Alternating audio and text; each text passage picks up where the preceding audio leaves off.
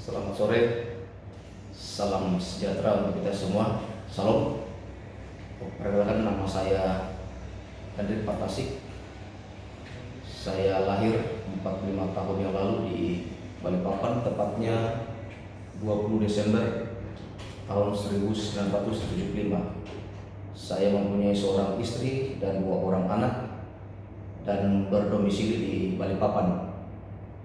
Puji syukur saya bisa bergabung dalam diklat peningkatan ijazah ANT1 angkatan 24 periode Februari 2021.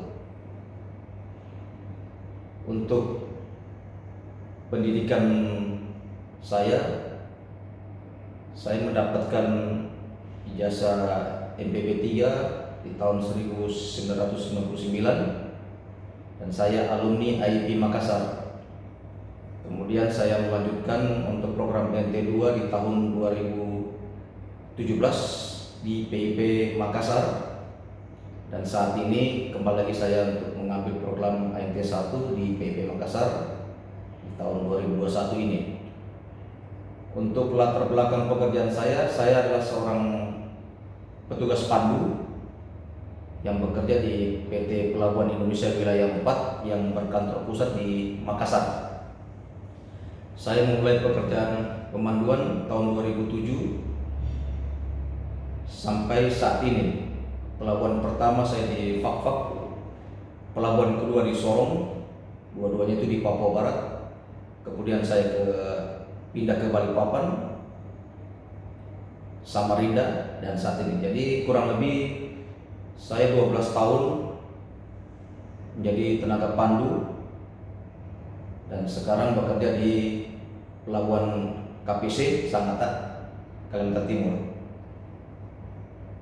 Dan untuk menunjang kinerja saya sebagai seorang pandu, saya perlu memahami teknologi informatika, khususnya komputer, di mana bahwa komputer merupakan hasil teknologi modern yang sangat dibutuhkan sebagai alat pembelajaran dalam menyampaikan informasi atau ide-ide baru yang bisa dituangkan dalam perangkat komputer ini supaya lingkungan sekitar kita bisa mengetahui apa ide-ide tersebut. Dan untuk penggunaannya di tempat saya bekerja itu sangat penting, di mana komputer ini bisa menyelesaikan tugas-tugas umum seperti administrasi yang bisa dilakukan secara cepat dan praktis. Contohnya, saya sebagai seorang pandu melaksanakan pemanduan dengan disertakan bukti pemanduan yang namanya sertifikat 2A1. Nah, dari sertifikat itulah langsung kami tuangkan dalam perangkat komputer ini yang sudah ada aplikasinya untuk memudahkan kita menjadikan nota tagihan dan bisa langsung disampaikan ke pengguna jasa. Itu manfaatnya komputer di tempat kerja saya. Sedangkan untuk dampak positifnya sangat banyak, tapi yang paling intinya di sini adalah bisa secara cepat dan otomatis dalam penggunaan kode-kode tertentu dalam pekerjaan, mengubah keterangan menjadi informasi. Nah, contohnya ada temuan-temuan baru di lapangan, itu kita bisa langsung menyampaikannya dalam aplikasi. Jadi di kantor, pengguna jasa dan stakeholder lainnya bisa mengetahui apa yang saya sampaikan di lapangan. Jadi tidak perlu lagi untuk mengirim surat. Dengan komputer kita bisa bertatap muka langsung dengan aplikasi video call dan sebagainya. Sedangkan dampak negatifnya apabila kita tidak bijak menggunakan sarana teknologi informatika ini, misalnya kita secara iseng atau bagaimana, hal-hal yang tidak baik, yang tidak sesuai dengan fakta lapangan kita unggah di sarana ini. Jadi dampaknya luas. Jadi tidak sangat mengedukasi. Dan berikutnya konten-konten pornografi. Nah, ini yang sering terjadi. Sarana teknologi ini digunakan hal-hal yang tidak baik sehingga sangat merugikan diri sendiri atau lingkungan di sekitar kita. Kemudian untuk perkembangan teknologi ini ya, sangat pesat di globalisasi saat ini ya.